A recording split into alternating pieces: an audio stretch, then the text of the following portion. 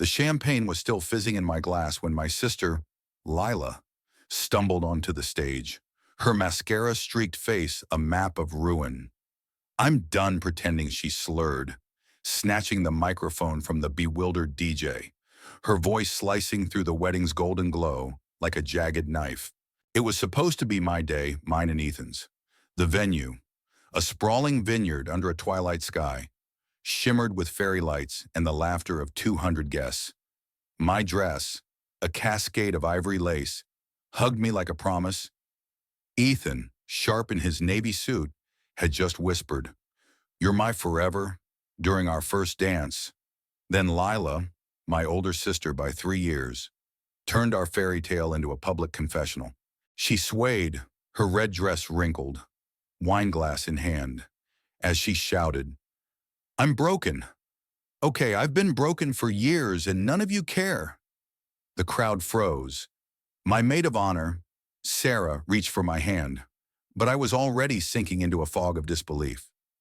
Lila's words tumbled out raw, unfiltered, detailing her spiral into anxiety, her secret therapy sessions, the pills she hid in her purse. Mom and Dad knew. She spat, pointing at our parents in the front row. They told me to keep it together for Anna's big day. Well, screw that. Mom's face crumpled, her hands twisting her pearl necklace. Dad stared at the ground, his jaw tight. Ethan's hand found mine, but his grip was cold, his eyes locked on Lila with a mix of pity and fury. I wanted to scream, to drag her off stage, but my feet were glued to the floor. This was my sister, the one who braided my hair for prom, who taught me how to drive, who always seemed so unbreakable. Now, she was unraveling in front of everyone I loved. The night before, Lila had been fine, or so I thought. She'd helped me pick out earrings, laughing about how Ethan's vows would probably be cheesy but cute. But I'd noticed her hands trembling, the way she kept refilling her wine glass at the rehearsal dinner. "Just nerves," she'd said, brushing me off. I should have pushed harder, asked more, but I was too wrapped up in my own joy to see her drowning. As Lila rambled, the guest whispers grew louder. "She's drunk," someone muttered. "Poor Anna," another said. Poor Anna. This was my wedding, my moment, and now it was a spectacle. I felt a stab of anger, then guilt. Lila was hurting, but why did she have to drag me into her chaos? The DJ finally cut the mic, and 2 ushers gently pulled Lila off stage. She didn't fight them, just collapsed into sobs, her words slurring into incoherence. Mom rushed to her, wrapping her in a hug, while Dad approached me, his face a mask of regret. "Anna, we need to talk," he said, his voice low. "Your sister, she's been struggling for a while. We didn't want to burden you." "Burden me? I was her sister. I deserved to know." Ethan squeezed my shoulder, his calm grounding me. "Let's get through tonight," he whispered. "We'll figure it out." But the night was already shattered. The toast felt hollow, the cake cutting forced. Guests kept stealing glances at me, their pity like a weight on my chest. By midnight, the reception was winding down, but the real storm was just beginning.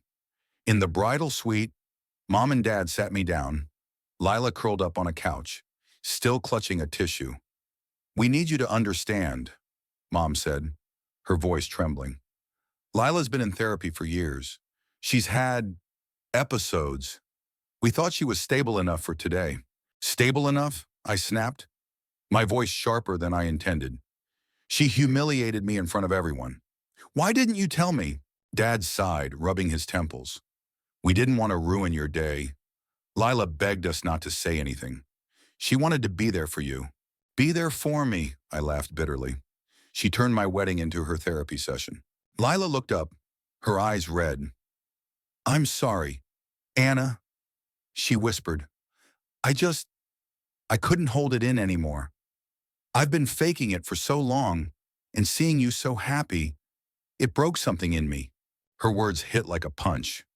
Was my happiness the trigger I thought of all the times I leaned on her when I failed my first college exam? When my high school boyfriend cheated? She'd always been my rock, but I'd missed the cracks forming beneath her strength. "Ethan," ever the peacemaker, spoke up. Lila, we love you, but you can't just explode like that. Not at our wedding. His voice was firm but kind, and I loved him for it. Mom's eyes welled up. We need to focus on getting Lila help now. Anna, we're asking you to forgive her and to not tell anyone else. We don't want this to define her. I stared at them, incredulous. They wanted me to sweep this under the rug, to pretend my sister hadn't just aired her breakdown and their negligence in front of my entire social circle. You're asking me to lie, I said, my voice shaking. For her, for you. What about me? Dad's face hardened. Family protects family. Anna, you'll understand when you're a parent. I wanted to scream that I wasn't a parent, that I was a bride whose day had been stolen, but Lila's soft sobs stopped me. She looked so small, so fragile. I remembered her at 16 sneaking me out for ice cream when Mom grounded me. She didn't deserve my rage, not all of it. The days after the wedding were a blur. Ethan and I canceled our honeymoon to deal with the fallout. Lila checked into a treatment facility, and I visited her, torn between love and resentment.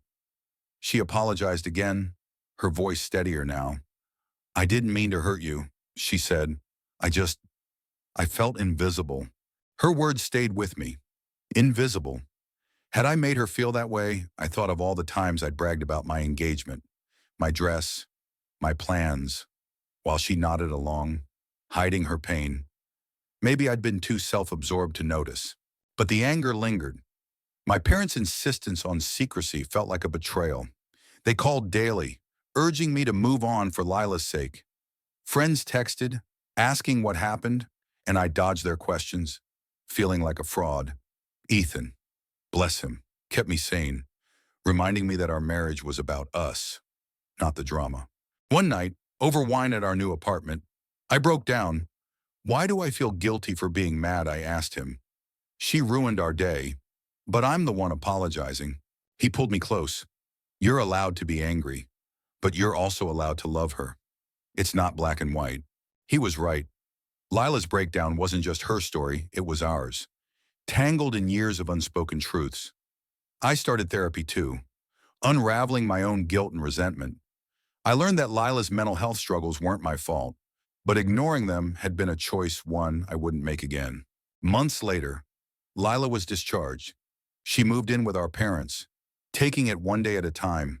At our first family dinner since the wedding, she hugged me, her grip tight. I'm trying, she whispered. I want to be better. I hugged her back, tears in my eyes. We'll get there, I said, and I meant it. But the questions lingered. Should I have forgiven her so quickly? Should my parents have told me sooner? Was I wrong to want my day to be mine, untouched by her pain? The lines between right and wrong blurred, and I realized family is messy, love is messy, and healing is messier still. What do you think was Lila's outburst, a cry for help or a selfish act? Should Anna have been told about her sister's struggles before the wedding? Share your thoughts on where justice lies in this tangled web of family, loyalty, and truth.